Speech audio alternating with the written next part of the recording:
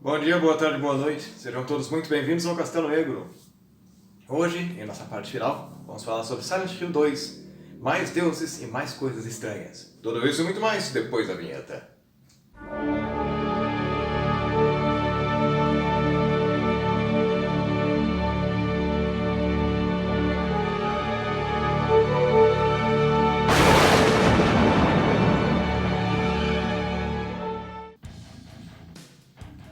Sejam todos muito bem-vindos ao Castelo Negro. Olha só que coisa fantabulosa. E eu tô vendo que tem muita gente vendo os vídeos do canal e não é inscrito. Deixa like, mas não é inscrito. Vem morar com a gente, chega na voadora. Vem morar no castelo. Temos literalmente milhões de cômodos aqui para todos vocês. Entendedores entenderão. E mete a bota nesse like e vem morar conosco aqui. Eu sou o professor Vinícius, professor crítico literário. Hoje vamos conversar com a nossa boa e velha pancadaria seca na parte final de Silent Hill. Nessa aventura muito louca falando sobre games e um pouquinho sobre essa literatura comparada com literatura, com filmes, o cinema de maneira geral, com o teatro. Então, hoje eu vou comentar um pouquinho sobre esse jogo, o segundo jogo da série, né, o Silent Hill, que eu considero um dos jogos mais bem montados da série até hoje. O terceiro jogo foi bacana, o quarto jogo não foi lá aquelas coisas. Mas a verdade seja dita, né, o segundo jogo foi uma coisa fantabulosa. Né, porque ele traz aquele inimigo, um dos mais icônicos de toda a série de Silent Hill. Quem conhece o jogo sabe que eu falo aquele do Pyramid Head, né, o Red Pyramid Thing, esse monstro que vocês devem estar vendo na imagem aqui agora. Esse monstro foi uma das coisas mais icônicas, não é? E surge como um tipo de punição para esse protagonista, o James Sunderland. Deixo aqui o meu alerta para todas as pessoas que estiverem vendo esse vídeo, né? Quem não jogou o jogo Silent Hill 2 até agora, talvez haja alguns pequenos spoilers aqui, então tomem cuidado com isso que o cara pega. Não, o negócio pega aqui. Basicamente a história, né? James Sunderland, um homem pacato, loirão que tá vendo na foto agora, ele, num determinado momento, perde sua esposa por causa de uma doença meio esquisita, e 3 anos depois ele recebe uma carta de sua esposa. In my restless dreams, I see that town. Nos meus sonhos contínuos eu vejo aquela cidade, Silent Hill. A esposa diz pro James que tá lá em Silent Hill, que ele tem que ir lá para ir conversar com ela, só que como cargas d'água, uma mulher morta escreve uma carta. E que pessoa, em sã consciência, vai numa cidade atrás de uma esposa morta? Então, basicamente essa é a história do cara, ele vai até a cidade, encontra com uma menina que não vê os monstros, encontra com uma mulher meio louca chamada Angela, que também vê o inferno dela própria, né, com aquele fogo pegando por toda parte, vê os seus próprios demônios. Laura, por outro lado, que é uma menina inocente, não vê absolutamente monstro nenhum, e muito menos aquela neblina que toma a cidade de Silent Hill toda. A coisa fica um pouco macabra, vamos por dessa maneira. James Sunderland vai passar por muitas aventuras muito loucas, até o momento em que ele se depara com essa criatura, né, o Pyramid Head. Esse monstro tem várias coisas que nós temos que discutir sobre ele. Primeiro eu quero terminar de contar essa história do jogo, mas vai ser um pouco do foco da nossa discussão de hoje, né, antes de nós encerrarmos essa série de Silent Hill. Quando ele se depara com essa criatura com a cabeça de pirâmide, nós vemos um homem com um corpo bastante forte, mais ou menos da altura do James Sunderland, né? Cada ocasião ele carrega uma arma diferente, esse monstro. Mas a primeira vez em que o James Sunderland se depara com ele, ele está segurando uma faca. Num segundo momento, nesse apartamento onde ele encontra o monstro, ele está literalmente violando alguns daqueles manequins que o personagem se depara. A foto, essa imagem que vai mostrar pra vocês, né, o quanto essa situação é um pouco macabra. Não só uma vez, mas 2 vezes acontece, né, de o personagem James Sunderland se deparar com esse monstro violando outras criaturas. Então isso abre margens para muitas interpretações, né, é uma coisa um pouco desagradável de ver hoje em dia, principalmente. Naquela época eu era meio jovem, meio burro, então eu não prestei muita atenção nesse tipo de coisa, mas agora depois de velho, eu parei pra prestar atenção nisso e fiquei um pouco perturbado, né, com todo esse simbolismo que existe no segundo jogo da série. Mas jogo bola, passa rápido, o personagem vai passando por aventuras muito loucas, no final das contas ele tem que matar o demônio, ele descobre que no final das contas foi ele quem matou a própria esposa. porque ela estava doente e essa mulher, Maria, né, que é muito parecida com a própria esposa, acaba se tornando uma criatura muito enigmática no jogo. Né? É uma cópia da própria mulher, da esposa dele falecida, só que é mais sensual, é um pouco mais ousada, é uma mulher um pouco mais ousada nesse sentido. Alguns dizem que é o desejo desse marido aí, né, do James Sunderland. E algumas interpretações aparecem, né, dessa criatura, especialmente depois que eu terminei o jogo pela primeira vez, né, eu percebi que como o primeiro jogo você tem vários finais possíveis.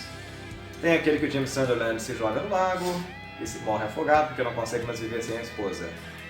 Tem aquele final que ele vai ficar com a Maria, agora como eu não sei, né, porque ela é fruto da imaginação dele em alguma medida. Tem aquele final em que ele vai sair da cidade junto com aquela menininha, Laura, que ele é perdoado pela esposa.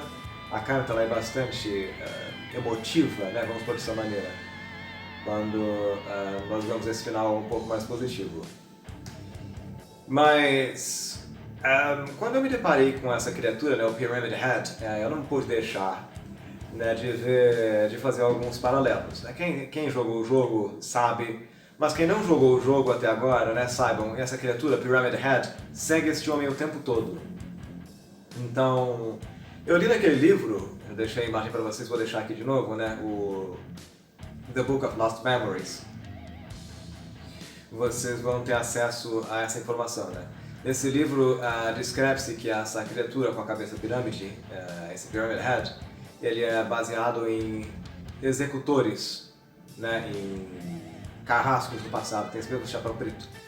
Então, em alguma medida, essa criatura matava, né, esses homens, executavam outras pessoas lá, e o próprio Masahiro, né, que é o homem que desenvolveu Silent Hill, essas imagens todas, vai dizer que ele se baseou muito nesse tipo de coisa também para poder fazer essa criatura com a cabeça de pirâmide.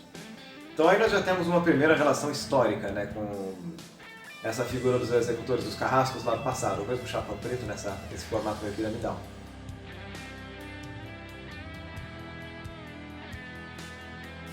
E nós temos aqui uma criatura que ela vai ser bastante fundamental aí para a gente poder criar todo esse clima de tensão na série. Relações históricas que acontecem aqui, né? Vamos parar para pensar um pouquinho além dessa figura do carrasco lá da antiguidade, não é, que persegue o protagonista. Eu acho que é uma coisa muito notável nesses jogos de videogame lá dos anos 90.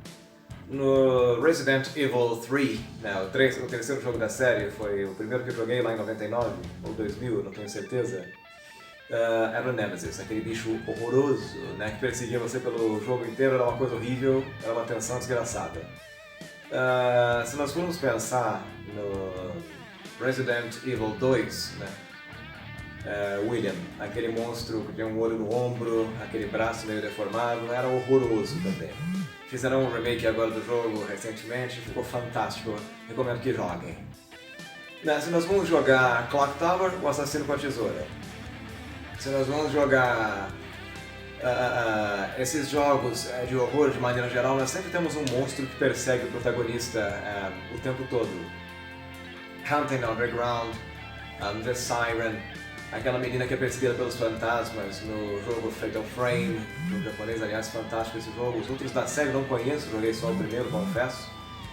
Gostei bastante, né? Se a gente for parar para pensar em relações históricas, né, sempre temos um monstro que persegue pessoas. Isso é uma coisa que acontece com alguma regularidade na literatura. Né, seja o vampiro, seja o lobisomem, sejam alguns pactos demoníacos, como acontece com o Fausto. São referências que nós temos. Se a gente for parar para pensar no cinema, tem alguns ícones, né, do slasher. Os anos 70 e os anos 80 foram icônicos para esse tipo de coisa. Quem nunca viu, né, o assassino de Sexta-feira 13, o Jason, né, perseguindo as pessoas com faca, né, ou assistiu o Halloween e não viu o nosso amigo Maia perseguindo as pessoas com aquela faca também, aquele cara gigante que não morre nem a pau. Já vimos aquele, né, no português eu acho que Eu Sei O Que Vocês Fizeram no Verão Passado, aquele cara com aquela roupa verde, com aquele gancho na mão, aparecia o Capitão Gancho perseguindo os outros. Então essa questão de você perseguir não é uma coisa gratuita. né? Especialmente considerando que os produtores de Silent Hill eram fãs desse tipo de cultura, continuam sendo porque eles estão vivos hoje em dia, né? Se basearam em alguns elementos aí que estão presentes na história para poder compor esse filme todo, né? Todos esses jogos aí que nós vamos vendo. Então o Pyramid Head, ele é sim uma criatura que pune o James Sunderland no jogo, né? Porque ele se culpava o tempo todo por ter matado a própria mulher. Tanto que no final do jogo, né, dá um spoiler aqui de novo, quando ele finalmente percebe que a culpa era dele próprio, os próprios Pyramid Head, né, que são dois nessa situação, se matam. Enfiam uma lança na própria garganta. Os dois se matam ao mesmo tempo, porque o James Sunderland finalmente aceita a própria culpa. Há alguns psicólogos, amigos meus, fizeram uma leitura dizendo que é o id o tempo todo, né? E aquela questão do superego em conflito, porque ele estava tentando lidar com um crime que cometeu. E é um conflito psicológico que acontece ali. Essas criaturas representam, em alguma medida, né, esse conflito interno que o personagem vivia. Porque esse demônio, ou que as pessoas do culto chamam de Deus, se alimenta desse tipo de coisa, né? Se alimenta dessas fraquezas, dos medos, das inseguranças das pessoas que vão parar naquela cidade. Então, quando o personagem supera esse problema e finalmente admite a culpa pelo que ele cometeu, as criaturas se matam. Ele tem que encarar essa esposa, essa versão demoníaca no final do jogo, para poder vencer esses próprios demônios. Independente do que acontece no final, de uma forma ou de outra, né, os sinais diferentes que aparecem aqui, ele deve lidar com os demônios interiores. Isso é uma coisa muito séria. É uma mensagem muito pesada que o jogo nos passa em alguma medida. Então, assim como personagens que são atormentados por demônios, né, internos e externos, nós vamos ver um resultado disso em um embate final. Mesmo com alguns músicos famosos, né, vamos pensar em Paganini, vamos pensar no Robert Johnson, o cantor de blues, né, que supostamente já deu a pacta para o Capirotto, vamos pensar no Tartini, né, que depois de um pacto meio capriotesco compôs uma música e ficou famoso, né, naquele período da música clássica. Nós temos várias histórias assim de pessoas que foram, em alguma medida, atormentadas por algum tipo de pacto demoníaco e no final tem que colher uma consequência muito ruim por causa disso. E o jogo de Silent Hill, ele bebe nessas fontes de maneira direta por horas e de maneira indireta por outras. Nós temos aí esse jogo fantástico, né, que eu recomendo que todos joguem, né? Mas percebam, né, que a relação histórica, eu fui bastante breve e grosseiro aqui, né? Fui bem... não me aprofundei muito em algumas coisas que não é a proposta de hoje. Mas fica aqui essa minha orientação para vocês, né, que mesmo quando forem jogar um jogo de terror que parece simples no primeiro momento, não é. Lembrem-se sempre, jogos, assim como outras produções artísticas que nós temos hoje em dia, são o resultado de seu tempo. Eles são consequência disso, diretamente. As relações históricas aqui, literárias, vamos pensar, artísticas de maneira geral, se constroem por uma razão. E são repetições de coisas que já existiam há muito tempo. Bom, fica aqui por hoje o nosso vídeo, espero que vocês tenham se divertido aí com essa pancadaria seca. Eu insisto naquele ponto lá que disse da última vez, eu gostaria que vocês participassem mais um pouquinho nas discussões aqui de baixo, não é?